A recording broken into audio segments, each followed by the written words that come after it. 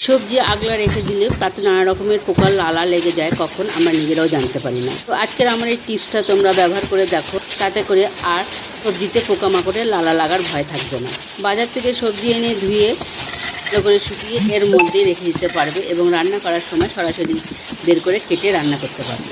তার জন্য কিছু লাগছে না। দেখো, একটা ঝুড়ি নিয়েছে, একটা প্লাস্টিক আর একটা চুড়ি নিয়ে দেখো কেমন একটা লুক তৈরি করেছি। এবার এর মধ্যে সবজিগুলো সব ধোয়া সবজিগুলো সব রেখে দেবো। বন্ধুরা, আমরা হচ্ছে গৃহিণী, এই ছোটো ছোটো টিপসগুলো আমাদের খুব উপকারে লাগে। তোমাদেরও যদি আমার এই টিপসগুলো ভালো লাগে তো অবশ্যই লাইক কমেন্ট করে পাশে থেকো।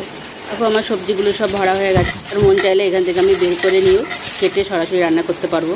এই ভিডিওটা কেমন লাগলো বন্ধুরা অবশ্যই জানিও। টাটা। বন্ধুরা, একই সিস্টেমে তোমরা বড় মাঝারি সব রকম ঝুড়িতেই তোমরা ওই একই সিস্টেমেই প্লাস্টিক টুরি দিয়ে করতে পারো। খালি প্লাস্টিকটা একটু বড় নিতে হবে। আমার কাছে ছোটো প্লাস্টিক ছিল, তাই আমি এই ছোটোটা করে দেখালাম। তোমরা মন চাইলে বড় প্লাস্টিক থাকলে এইভাবে এই ঝুড়িগুলোকে তোমরা একই সিস্টেমে করে এই সবজি রাখার পদ্ধতি করতে পারো।